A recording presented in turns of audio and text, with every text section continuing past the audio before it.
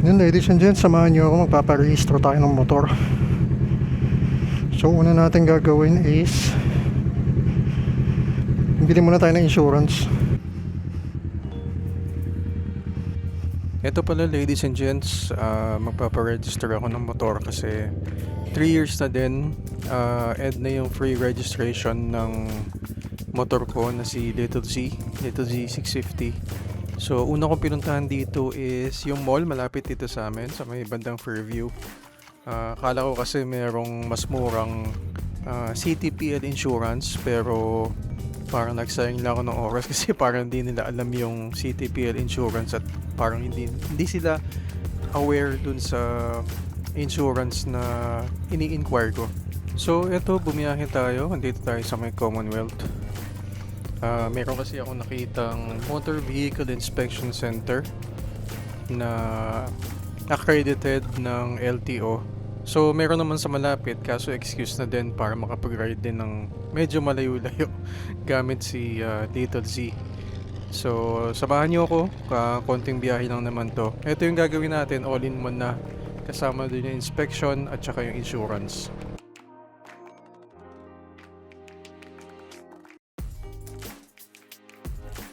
Last week, all in one na kasi dun eh. Talagang nagkulang na yung requirements.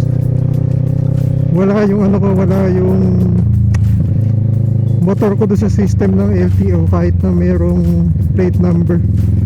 Kailangan mo pang ipamanual na i-register doon, kaya pupunta ako ng main last week. Dapat talaga last week tapos na to eh.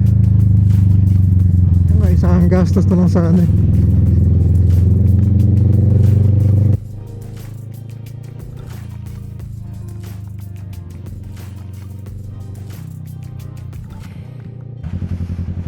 Sana mabilis lang, no? Yung mga napapanood ko na vlog tungkol sa pagpaparehistro ng motor, mabilis lang eh.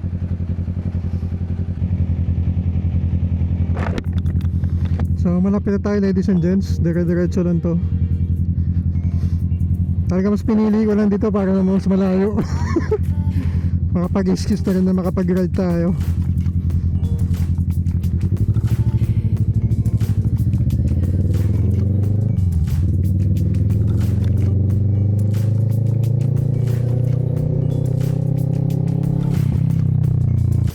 Nandito na pala tayo, ladies and gents. Ito na yung inspection center. At dito na rin tayo kukuha ng insurance para sa motor. All in one na to. Kaso, ang problema lang is kailangan pang, again, ilipat na naman sa ibang system dun sa LTO registration. So, kailangan, after neto, babalik ulit tayo dun sa Fairview, dun sa may LTO para complete registration na yung motor natin.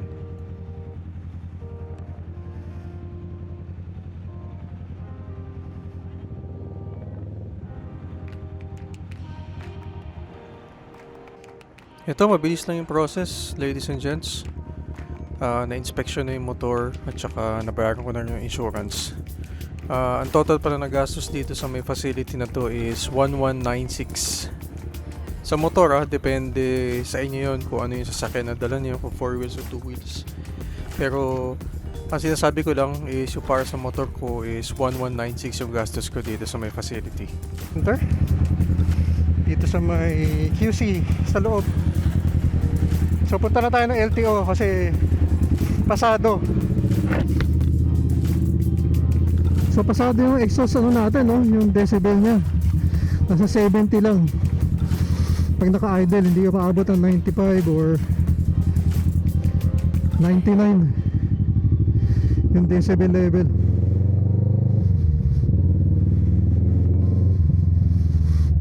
So tara, balik tayo doon. Kasi dito ako pumunta kasi konti lang yung tao. Konting-konti lang yung tao.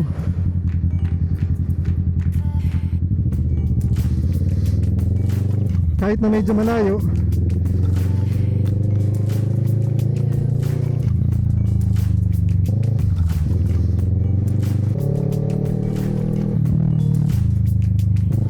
natin doon, papakita natin ang pasado tayo lahat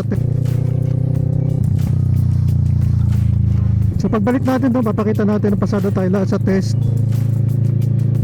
Tapos bayad na tayo ng rehistro. So all in all, ang nagastos ko dito sa inspection tsaka sa insurance, kasi all in one na sila eh.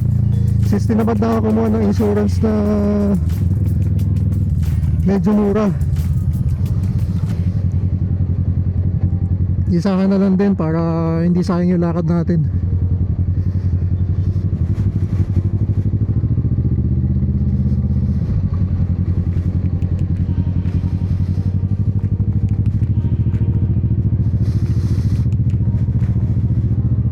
Munyos dito, Munyos. Medyo traffic nga lang talaga dito.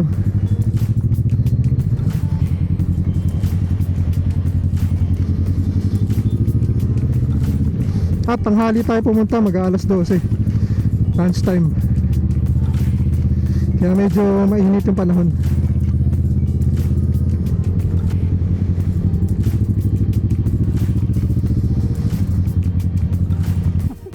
Dito na tayo.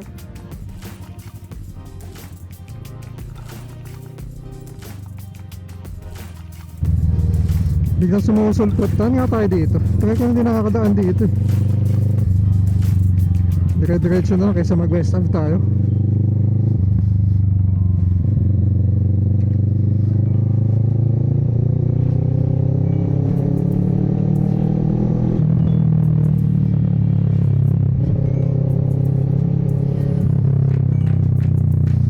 So ang ginawa, chinek lang. Maayos naman sila. Maayos naman yung pag-check. Tsaka maganda yung gamit nila doon. Yun nga lang, kaya talaga ako pumunta doon kasi sobrang duwag. Walang pila. Walang halos tao doon. Akala ko all in one. Doon na din pwede magbayad ng rehistro. Pero since yun nga, kailangan ilipat nga na naman sa bagong system tong record ng motor.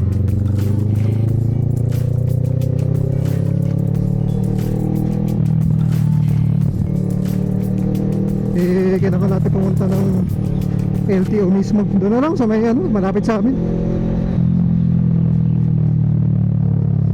Talbog.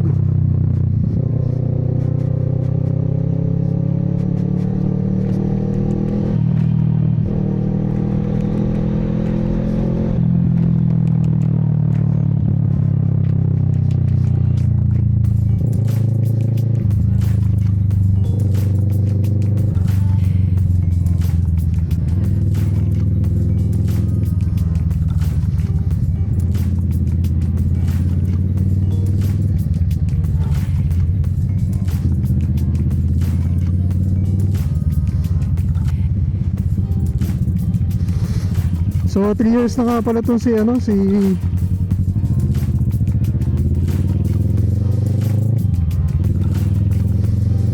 years na nga pala itong si Little Z natin. Kaya kailangan na siyang iparehistro.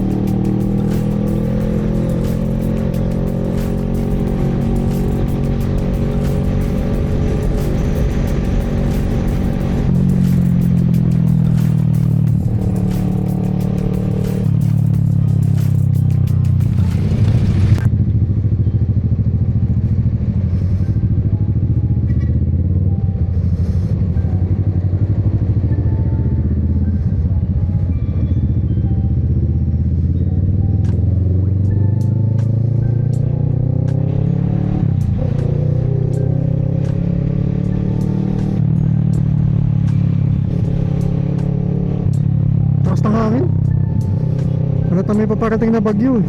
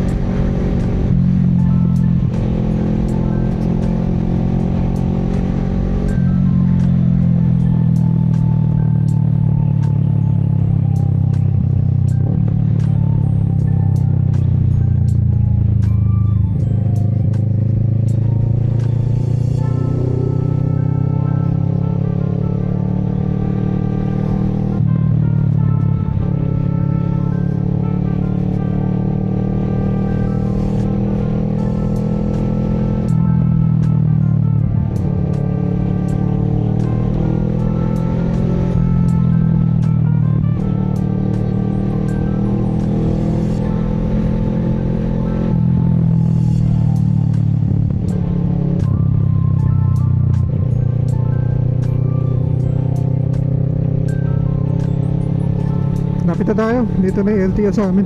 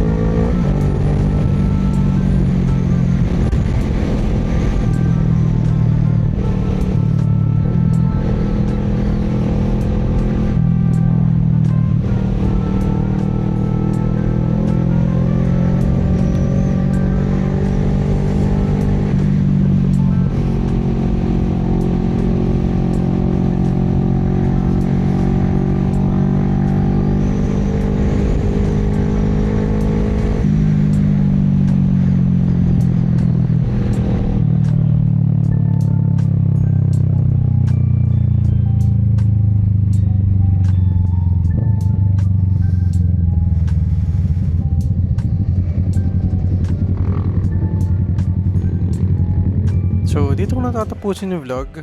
So, nakapagbayad naman tayo ng rehistro para dito sa motor natin, si Little Z650.